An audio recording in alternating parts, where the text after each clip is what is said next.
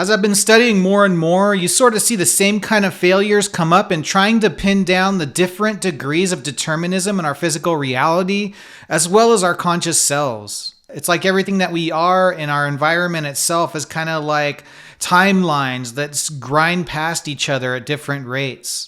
At some level, every situation is completely unique, but at some level, the change is limited in such a way that durationally there's repetitive patterns. Without those repetitive patterns, we'd have no way to make sense of anything. So it makes sense that we would latch onto them to get our minds around slower change as a stepping stone to other areas of more chaotic change. One failure I see in philosophy is the failure to capture degrees of change. Sometimes we attempt to use simple systems to capture complex behaviors, and we allow the capturing process to sort of insist upon itself, overlooking observable reality. When I look at paradox, like Zeno's paradox of motion, we assume the problem is that there's no time dimension attached to the problem of distance. So you end up with an infinite regression that seems like motion is impossible. In order to travel from A to B, you need to travel half the distance. But in order to travel half the distance, you have to travel half of that distance. And it goes on for infinity. This ideal can go on forever because it's not attached to a physical world. It only refers to one. So the process circles infinitely because that's all it is.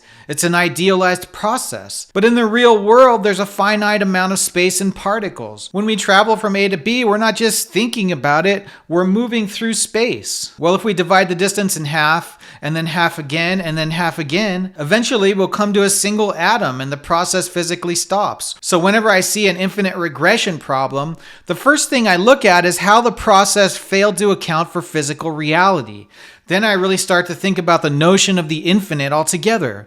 The most basic form of infinity is a list of real numbers that continues to get larger every time you add a number. How many real numbers is there? I think the answer is as many as you can add as long as you're alive and the universe continues to exist. But nothing outside of that condition, meaning there is no infinite. But then we have to deal with the fact that there is a conscious cause in the moment that we're all part of. Instead of falling into infinite regression, maybe it's an instantaneous transcendence we need to consider. Not really dualistic, but grades of physicality.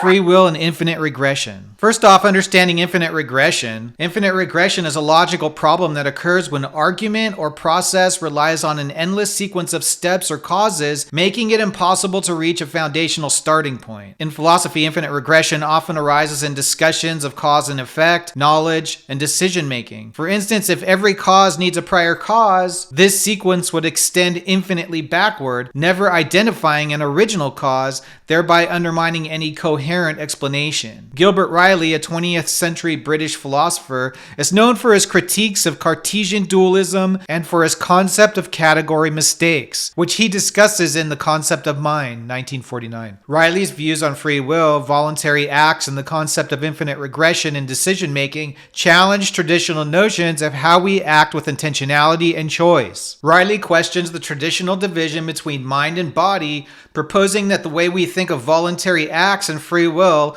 often creates misunderstandings about human behavior. In the traditional sense, voluntary acts are actions we perform consciously and willingly, often tied to the idea that we act out of free will. According to this view, we make decisions by consulting our mind or inner self, which decides the course of action. Ryle, however, sees this model as misleading. He argues that voluntary acts do not necessarily involve an introspective mental process, rather they are more automatic or habitual than we assume. For example, when we perform simple tasks such as reaching for a glass of water, we don't undergo an elaborate mental process of deciding to do it. We just do it. Ryle suggests that thinking of these actions as voluntary doesn't require an inner decision maker or a ghost in the machine type of situation, but instead can be explained through our training, habits, and dispositions. Infinite regression problem. Ryle's views touch on the problem of infinite regression in explaining voluntary acts. If every voluntary act requires a preceding mental act of choosing to do it, then each choice should require another choice to initiate it. it. For example, if we decide to reach for a glass of water, Ryle asks, did we choose to make that decision? And if so, did we choose to make that decision? This leads to an endless chain of decisions choosing each other,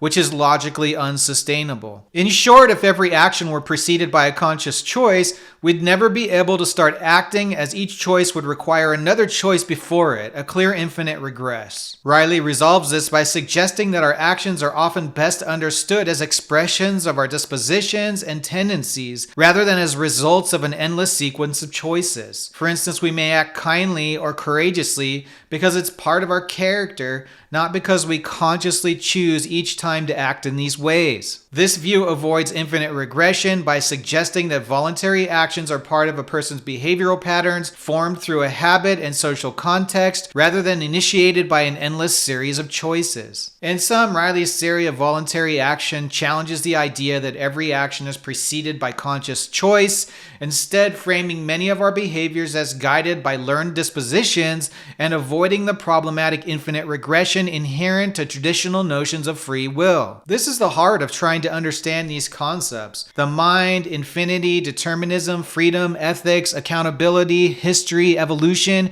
It's all really amazing, and this is the core of it: understanding how we choose and understanding what the problem of infinite regression is. Is it truly just a part of reality, which I'd say no, or it's just our failure to capture our unique situation in the correct manner? If you guys like this kind of philosophical subject matter, help us out by liking the video and subscribing to the channel.